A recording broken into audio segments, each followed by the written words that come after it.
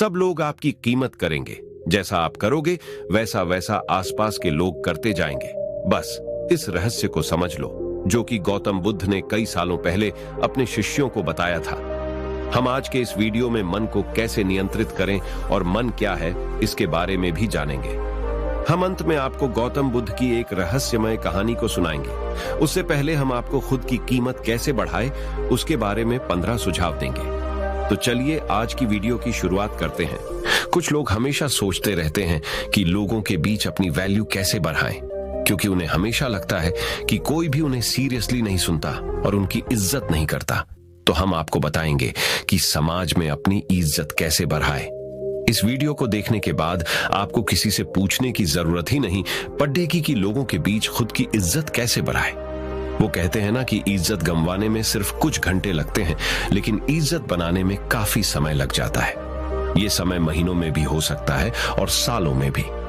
जिस व्यक्ति को समाज में इज्जत नहीं मिलती, वह हमेशा अप्रसन्न रहता है और मानसिक रूप से कमजोर भी होता जाता है। इसलिए इस बात का पता होना बहुत ही जरूरी है कि सोसाइटी में अपनी वैल्यू कैसे बढ़ाएं, ताकि आप खुद में सुधार करके ऐसा करने में कामयाब हो पाएं। कुछ लोग वैसे तो अच्छे खासे होते हैं, लेकिन उन्हें अपने खुद के महत्व का पता ही नहीं होता। अगर वो खुद में थोड़ा सा भी सुधार कर लें तो उनकी वैल्यू काफी ज्यादा बढ़ सकती है। लेकिन वो कुछ जरूरी बातों को इग्नोर करते हैं, जिस वजह से इतना सम्मान हासिल नहीं कर पाते।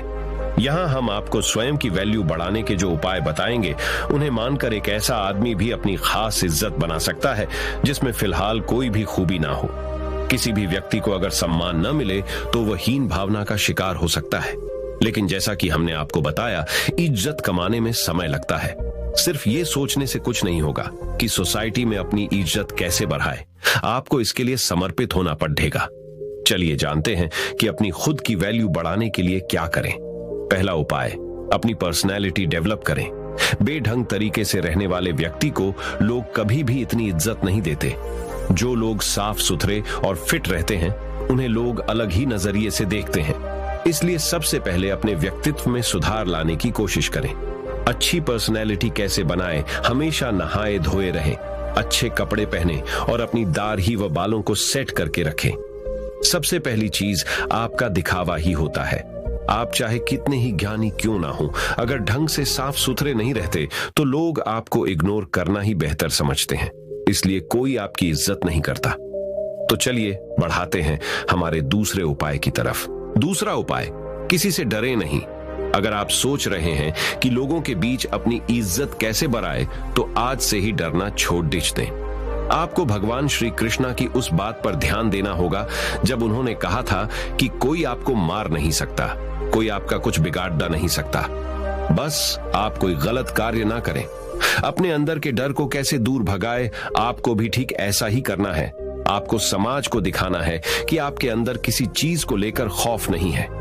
आप सत्य और न्याय के लिए हमेशा सच बोलने को तैयार हैं। खुद को मजबूत दिखाओगे तो अपने आप को ज्यादा सम्मान दिलवा पाओगे। निडर लोगों का लोग खुद सम्मान करते हैं। तो चलिए बढ़ाते हैं हमारे तीसरे उपाय की तरफ। तीसरा उपाय, हर समय उपलब्ध रहना छोड़ दें।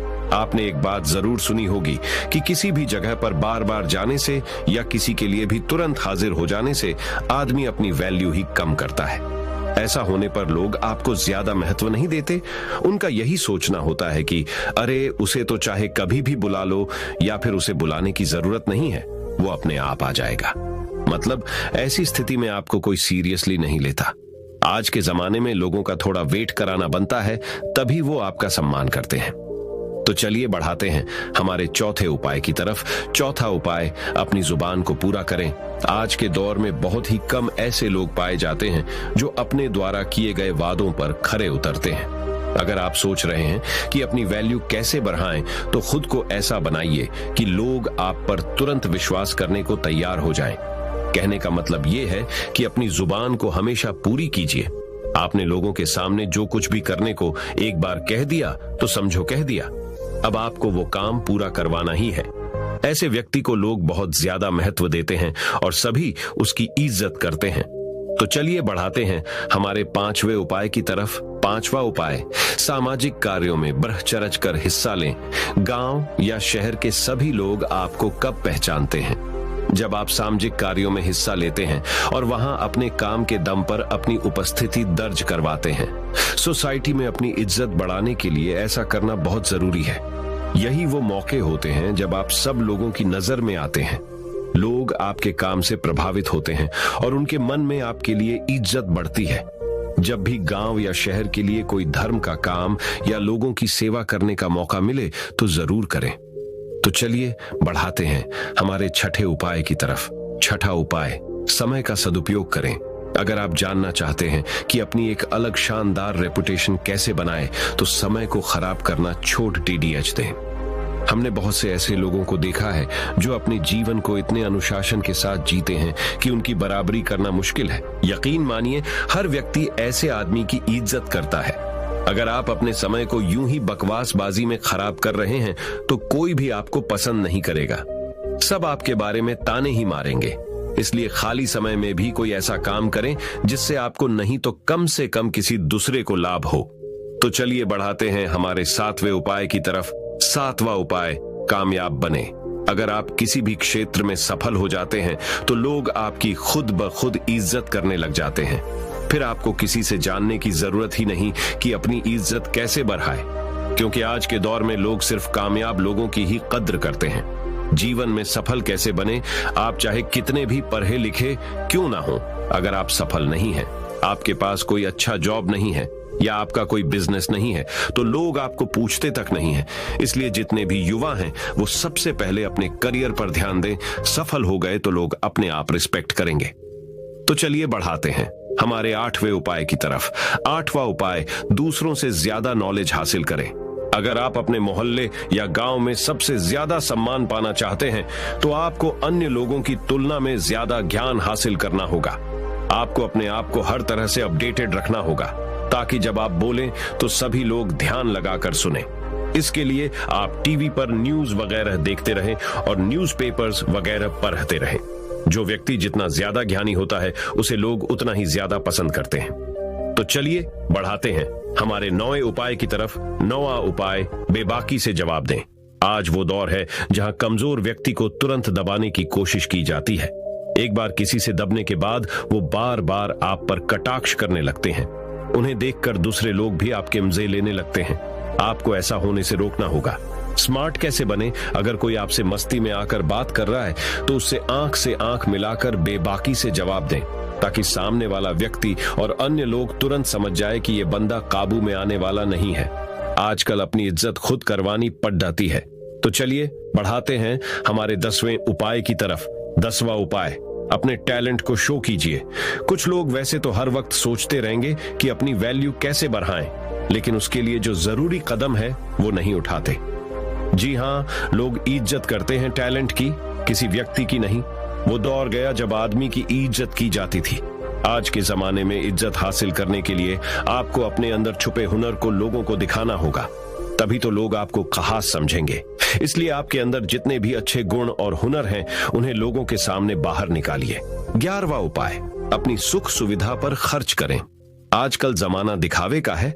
अगर आप सिर्फ पैसे कमाकर जमा करते रहेंगे लेकिन उनका उपयोग बिल्कुल भी नहीं करेंगे तो लोग आपको कंजूस कहेंगे। ऐसे में रिस्पेक्ट करना तो दूर, लोग आपको कंजूस कहकर आपका मजाक बनाते हैं। आपके पास पैसा है तो लालच करना ठीक नहीं। अपने पैसे से कुछ ऐसे काम करिए या ऐसी चीजें खरीदिए जिससे आप लोगों का ध्यान अपनी तरफ खींच पाए।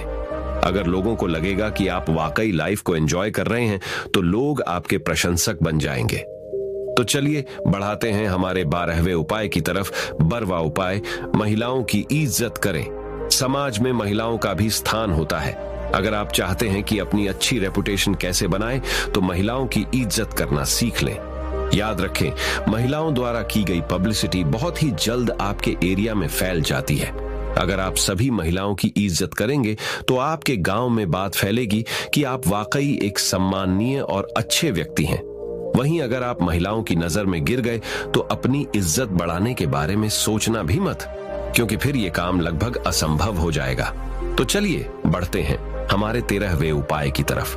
13वां उपाय, कुछ अलग करके दिखाएं।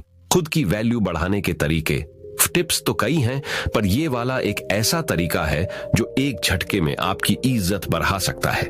जी हां, साधारण जीवन तो सभी जीते हैं और ज्यादातर लोग बस खुद के लिए ही जीते हैं। अपने सपने को कैसे पूरा करें? आप अपने जीवन में कोई ऐसा काम कीजिए जिसे सब याद रखें और लोगों के बीच आपकी साख बन जाए। आप किसी भी क्षेत्र में अपने गांव या शहर का नाम रोशन कीजिए, या फिर कोई धर्म का ऐसा काम कीजिए जिससे गरीब लोगों को लंबे समय तक फायदा मिले। उपाय 14वां, अपनी कमजोरी किसी को ना बताएं। एक मजबूत इंसान वो होता है जो अपने दुख को खुद अकेला झेलता है, लेकिन खुशियों को सबके साथ बांटता है। ऐसा व्यक्ति वास्तव में इज्जत का हकदार होता ही है, क्योंकि ये एक खास गुण है जो सब में नहीं होता। आजकल लोग दूसरे लोगों की कमजोरी पकड़ने के चक्कर में लगे रहते हैं ताकि उन्हें घेरा जा सके और लोगों के बीच उसकी खिल्ली उड़ाई जा सके। आपको ध्यान रखना है कि अपनी कमजोरी को खुद तक ही सीमित रखें, अन्यथा लोग आपकी उसी कमजोरी को निशाना बनाएंगे। तो चलिए बढ़ाते हैं हमारे 15वें उपाय की तरफ। उपाय 15वां, सबके साथ प्यार से रहें। इज्जत उसी व्यक्ति की होती है जो खुद दूसरों को इज्जत देता है। अगर आप सबके साथ लड़ ढाई झगड़ा करते रहेंगे तो समाज में आपकी छवि खराब होगी और कोई भी आपका सम्मान नहीं करेगा। अच्छा व्यवहार एक बहुत बड़ी चीज होती है जो अनपढ़ और गरीब व्यक्ति को भी इज्जत दिलवा देता है। चाहे कोई छोटा हो या बड़ा, सबके साथ प्रेम के साथ बात करें। उनके साथ जब भी समय बिताएं, हंसते मुस्कुराते रहें। इस तरह से हर व्यक्ति आपके व्यवहार से प्रभावित होकर आपकी इज्जत करेगा। इस तरह से यदि आप वीडियो में बताई गई बातों पर अमल करते हैं तो निश्चित ही लोग आपकी इज्जत करना शुरू कर देंगे। आप लोगों की नजर में एक अलग ही व्यक्ति होंगे और आपकी छवि उन्हें आपकी इज्जत करने को मजबूर कर देगी। तो मैंने तो आपको अपनी इज्जत को कैसे बढ़ाए ये तो बता दिया। अब हम गौतम बुद्ध की एक रहस्यमयी कहानी से जानेंगे कि अपने मन को कैसे समझे और उसे पर विजय पाने के लिए कौन सी विधि का पालन करें। तो चलिए कहानी की शुरुआत करते हैं। दोस्तों, एक बार एक व्यक्ति बुद्ध के पास आता है और उनसे पूछता है कि बुद्ध, अपने मन को काबू में करने और उसे समझने का पहला चरण क्या है और इसके लिए हम कहां से शुरुआत करें कि हमारा मन हमारे वश में आ जाए। बुद्ध मुस्कुराते हैं और उसका उत्तर देते कि अपने मन को समझने का पहला चरण है इसके द्वारा दिए गए लालचों की व्यर्थता को देख लेना। जिस इंसान ने अपने मन के द्वारा दिए गए लालचों की व्यर्थता को देख लिया, उसने इससे मुक्त होना शुरू कर दिया। और उसके बाद वह व्यक्ति बुद्ध से पूछता है कि हमारा मन जो हमें लालच देता है उसके व्यर्थता को कैसे देखा जाए। बुद्ध कहते हैं, अपने अनुभव से। मनुष्य जिस भी गलत कार्य को अति में करता है उससे उसे दुख मिलता है और यही दुख उसका अनुभव है और यही अनुभव उसके रूपांतरण का कारण बन सकता है। जिसने देख लिया और वास्तव में देख लिया कि नशा करना केवल दुख है, उसने नशे से मुक्त होना शुरू कर दिया। जिसने देख लिया कि ईर्ष्या केवल खुद को जलाती है और वास्तव में देख लिया, उसने ईर्ष्या से मुक्त होना शुरू कर दिया। तुम्हारा ये देख लेना कि मन लालच तो हमेशा तुम्हें तृप्ति का देता है, लेकिन लगता यह तुम्हें सदैव अतृप्त है, और यही अपने मन को समझने का पहला चरण है। कहानी को आगे बढ़ाने से पहले आपको इस एक प्रश्न को समझना आवश्यक है, और वो प्रश्न है कि आप अपने मन को वश में करना क्यों चाहते हैं। क्योंकि आपने यह अनुभव कर रखा है कि आपका मन आपको दुख देता है, पर क्योंकि आपको आपके मन के लालच बहुत बड़े सुहावने लगते हैं, इसीलिए आप इन लालचों के पीछे छुपे हुए दुखों को नहीं देख पाते। सिर्फ अपने दुखों को देख लेने से आपका मन आपके वश में नहीं हो जाएगा। उसके लिए आपको दूसरा चरण क्या है यह समझना होगा। वह व्यक्ति बुद्ध से पूछता है कि बुद्ध, यदि कोई व्यक्ति यह जानता है कि उसके मन के लालचों के कारण उसके जीवन में दुख है, तो क्या इसका अर्थ यह है कि वो व्यक्ति पहले चरण पर है? और यदि वह व्यक्ति पहले चरण पर है तो दूसरे चरण पर कैसे जाएगा? बुद्ध कहते हैं कि उस व्यक्ति को खोज पर निकलना होगा, किसी ऐसे व्यक्ति की खोज पर जो अपने मन से मुक्त हो चुका है और जिसने अपने मन को जान लिया है, क्योंकि तुम्हारा मार्गदर्शन वही कर सकता है जो उस जगह पर पहुंचा हुआ है और जहां तुम जाना चाहते हो।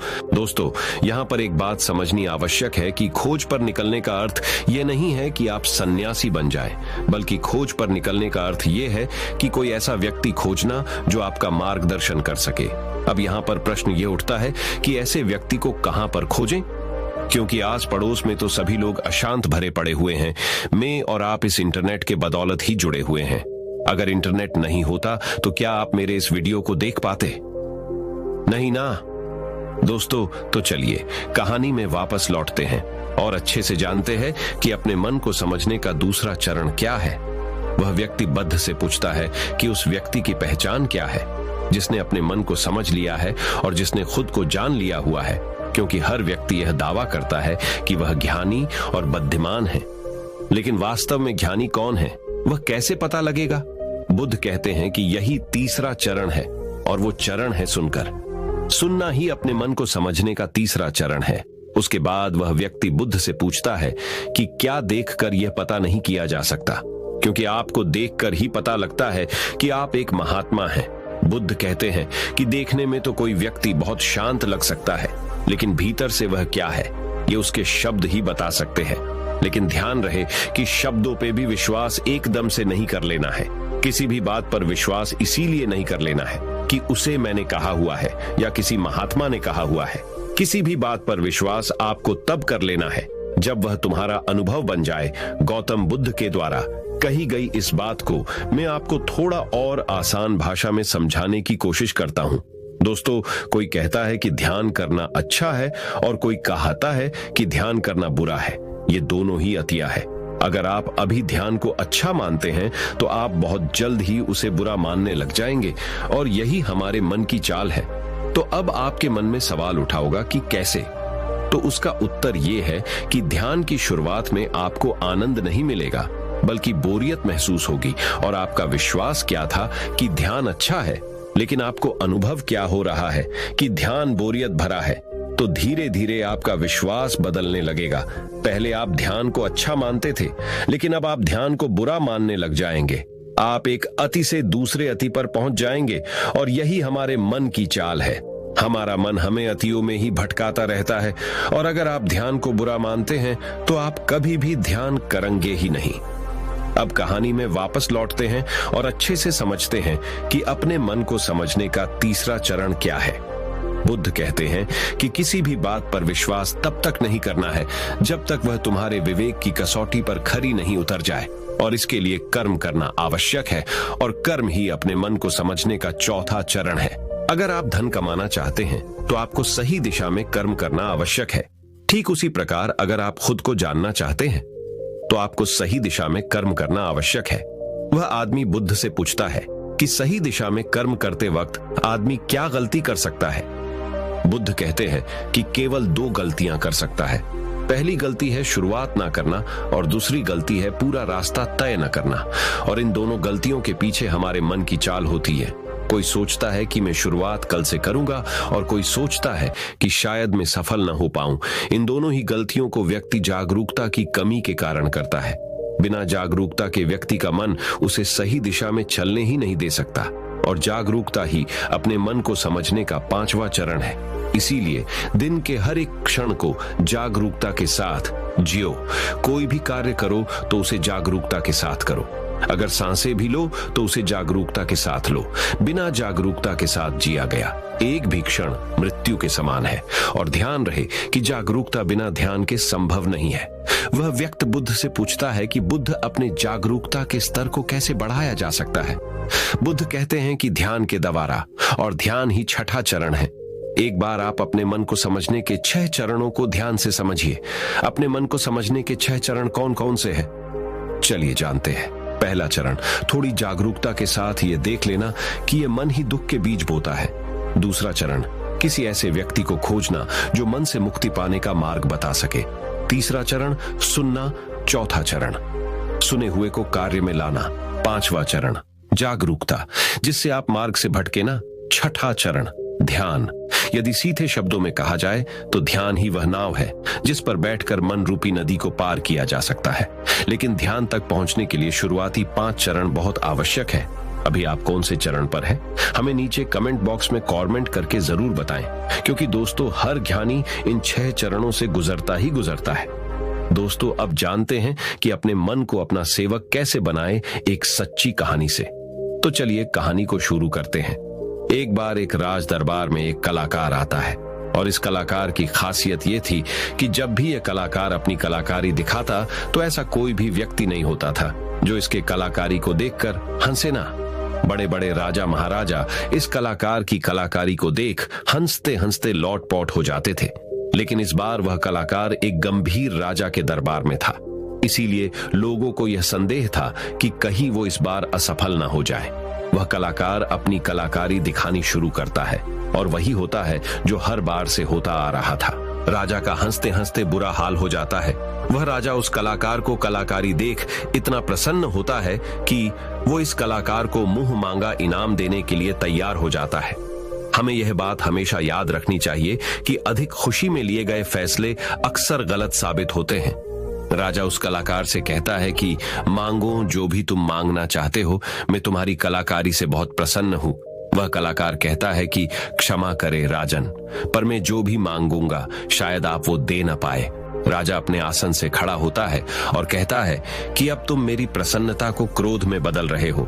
क्या तुम्हें मेरी द्वारा कही गई बात पर संदेह है? अब राजा अपने अहंकार को बीच में ले आता है और जहां भी अहंकार बीच में आ जाता है वहां काम बिगड़ना निश्चित है। फिर वो कलाकार राजा से कहता है कि नहीं नहीं राजन, मुझे क्षमा करें, मेरे बोलने का मतलब ये नहीं था, बल्कि मैं तो बस ये कहना चाहता था कि आप इस बात को फिर से एक बार दोहरा दें।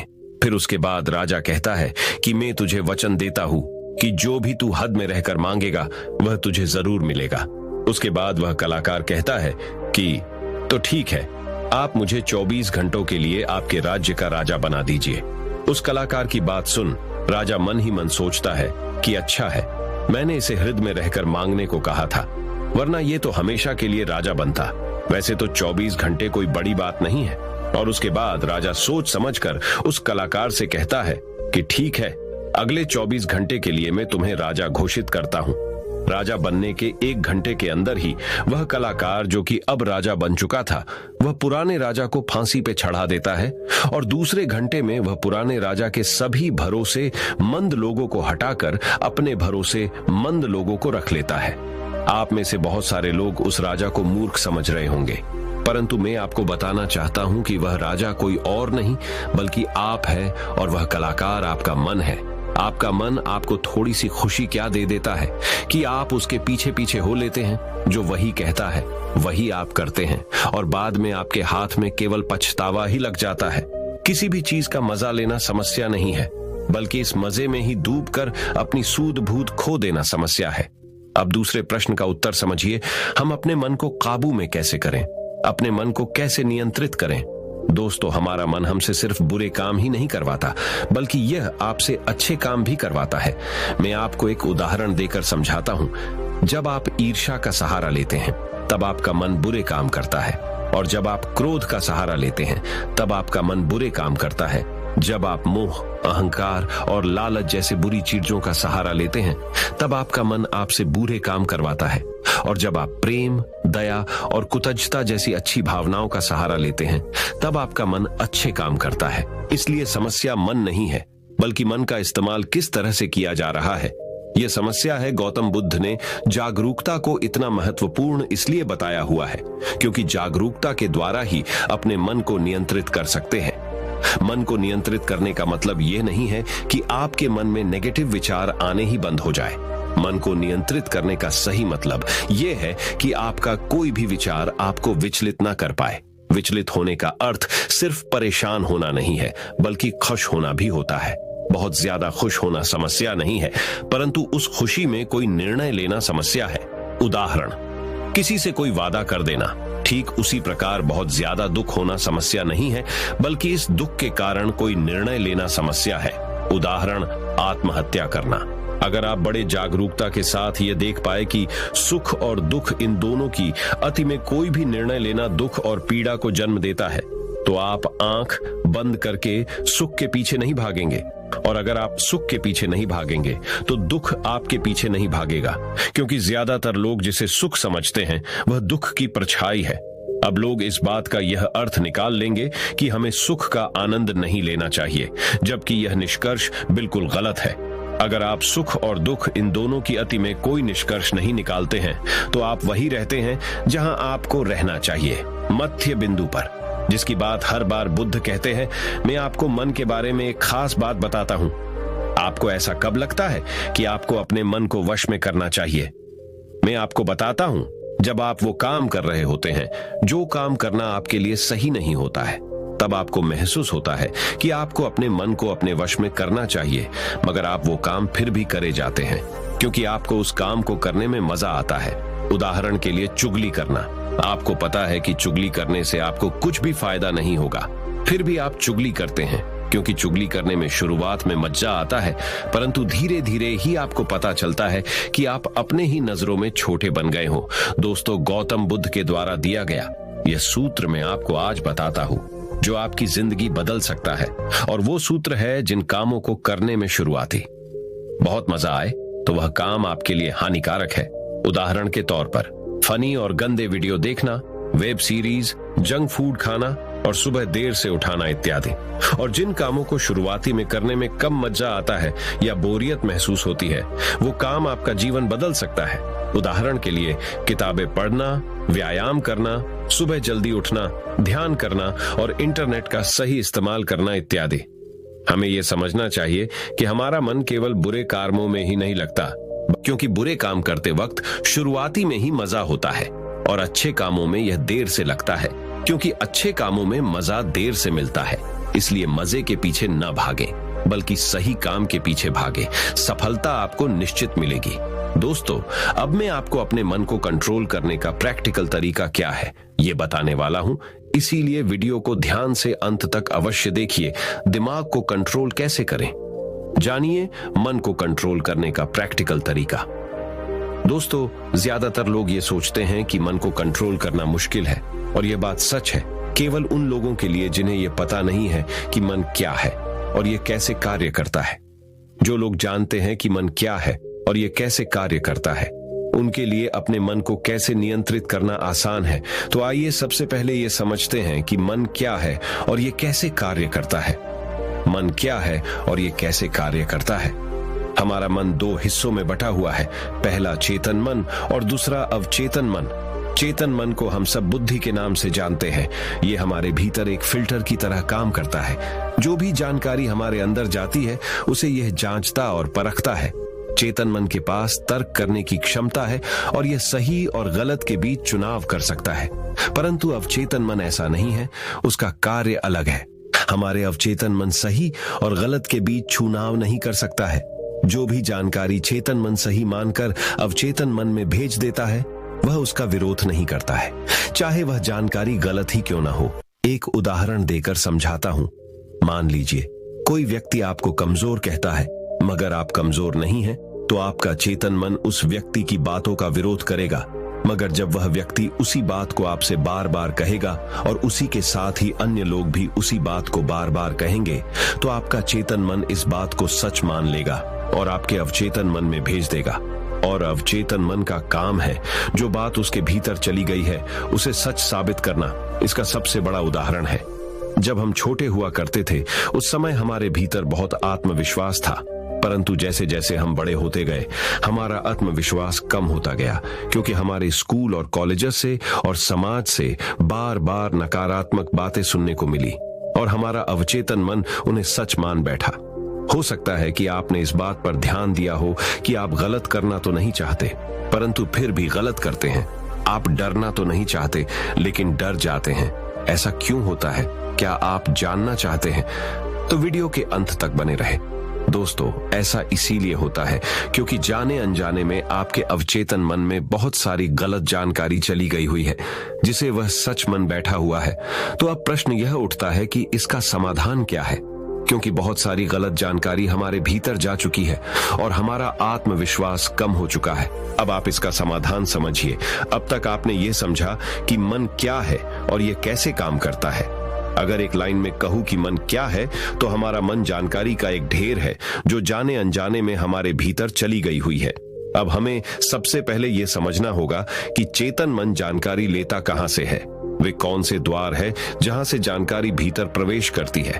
अपने मन को कंट्रोल करने के उपाय और समाधान हमारे अंदर जानकारी जाने के 5 द्वार है, और वो है आंख, कान, नाक, जीभ और त्वचा। इन्हें हम 5 इंद्रियों से भी जानते हैं। बहुत सारी गलत जानकारी हमारे भीतर जाने के कारण हमारा मन हमारे वश में नहीं है। अगर हम अपने मन को अपने वश में करना चाहते हैं तो हमें बहुत सारी सही जानकारी इस मन को देनी होगी। कम से कम उतनी सही जानकारी जितनी गलत जानकारी हमारे भीतर पहले से पड़ी हुई है। सही जानकारी और गलत जानकारी के बीच का अंतर समझिए। सही जानकारी वो है जो आपको आपके लक्ष्य की तरफ ले जाए और गलत जानकारी वो है जो आपको आपके लक्ष्य से भटकाए। उदाहरण से समझिए कि एक सन्यासी का लक्ष्य आत्मज्ञान है और आत्मज्ञान के लिए ध्यान करना आवश्यक है। अगर कोई चीज उसे ध्यान करने से रोकती है तो वह उसके लिए एक गलत जानकारी है। एक और उदाहरण देकर समझाता हूं। मान लीजिए कि आपको एक गायक बनना है, तो गायक बनने के लिए रियाज करना बहुत जरूरी है। अगर कोई चीज आपको रियाज करने से रोक रही है तो वह आपके लिए एक गलत जानकारी है। तो अपने मन को कंट्रोल करने के लिए आपके पास एक लक्ष्य का होना बहुत जरूरी है, क्योंकि अगर आप अपने मन को कहीं पर जाने से रोक दोगे तो उसे कहीं पर तो भेजना भी तो पड़ेगा। अगर आपके पास लक्ष्य है तो आपको सबसे पहले क्या करना है, ये ध्यान से समझ लीजिए। सबसे पहले इस चिंता को छोड़ दीजिए कि कितनी गलत जानकारी आपके भीतर जा चुकी है। आपको बस इतना करना है कि आपके 5 द्वारों पर, यानी कि जहां से जानकारी भीतर प्रवेश करती है, वहां पर जागरूकता का पहरा लगा देना है। कोई भी जानकारी आपके भीतर अनजाने में प्रवेश ना करे। पहरा लगते ही आपको बैलेंस में झूठ जाना है। अब आप ये सोच रहे होंगे कि बैलेंस किस चीज का? बैलेंस आपको नकारात्मकता और सकारात्मकता के बीच में करना है। नकारात्मकता आपके भीतर पहले से ही मौजूद है, अब बस आपको सकारात्मकता को भरनी है। आपको एक बात जान लेनी चाहिए कि सकारात्मकता नकारात्मकता को मिटा देती है, जिस प्रकार रोशनी अंधेरे को मिटा देती है। ये तो बस कहने की बात है कि आपको बैलेंस करना है। सच तो यह है कि जब आप अपने भीतर सकारात्मकता भरने लगेंगे तो आपके अंदर की नकारात्मकता उसी समय मिटने लग जाएगी। दोनों के बीच का बैलेंस होने का तो अवसर ही नहीं आएगा। यहाँ पर प्रश्न यह निर्माण होता है कि सकारात्मकता को कहां से लाए। तो इसके बहुत सारे तरीके हैं। पहला तरीका यह है कि आप अच्छे लोगों की संगत करिए और उन्हें ऑब्जर्व करके उनसे सीख सकते हैं। अब ये सही लोग आपके पास हो सकते हैं या नहीं भी, आप इंटरनेट, बुक्स और वीडियोस के द्वारा इनकी संगत कर सकते हैं। उदाहरण के लिए अगर आप बुद्ध की संगत करना चाहते हैं तो आप उनके ऊपर लिखी हुई किताबों को पढ़कर और ऑडियो टेप सुनकर उन्हें समझ सकते हैं। ध्यान रहे, हमेशा ऐसी चीजें पढ़े, सुने और देखे जो आपकी लक्ष्य से जुड़ी हुई हो। जब आप लगातार अपने भीतर अपने लक्ष्य से जुड़ी अच्छी जानकारी भेजते हैं तो आपके अंदर की नकारात्मक जानकारी को धोकर साफ करती है। अभी हमारा मन गलत जानकारी में उलझा हुआ है जो अनजाने में हमारे भीतर चली गई हुई है, जिसके कारण हम अक्सर कहते हैं कि हमारा मन हमारे वश में नहीं है और हमारा मन किसी भी काम में नहीं लगता है। हमें यह समझना चाहिए कि मन हमारा है, हम मन के नहीं है। वही सुनो जो आपके लक्ष्य से जुड़ा हुआ है, वही देखो जो आपके लक्ष्य से जुड़ा हुआ है, और वही पढ़ो जो आपके लक्ष्य से जुड़ा हुआ है, वही करो जो आपके लक्ष्य से जुड़ा हुआ है। मैं आपको एक उदाहरण देकर समझाता हूं। अगर आपका लक्ष्य खिलाड़ी बनना है तो आपको वही चीजें खानी चाहिए जो आपको खिलाड़ी बनाए। मन पर नियंत्रण रखने के लिए इंद्रियों पर संयम आवश्यक है और संयम के लिए अनुशासन आवश्यक है और अनुशासन के लिए एक सही निर्णय आवश्यक है जो आपको अभी लेना है। तो दोस्तों, उम्मीद करता हूं कि खुद की कीमत कैसे बढ़ाएं, उनके टिप्स और अपने मन को कैसे नियंत्रित करें, इस पर गौतम बुद्ध की कहानी आपको पसंद आई होगी। तो इस वीडियो को जितना हो सके उतना अपने दोस्तों के साथ शेयर कीजिए और हमारे चैनल को सब्सक्राइब कीजिए और इस वीडियो को एक लाइक कीजिए। आपका इस वीडियो को देखने के लिए बहुत बहुत धन्यवाद। नमो बुद्धाय।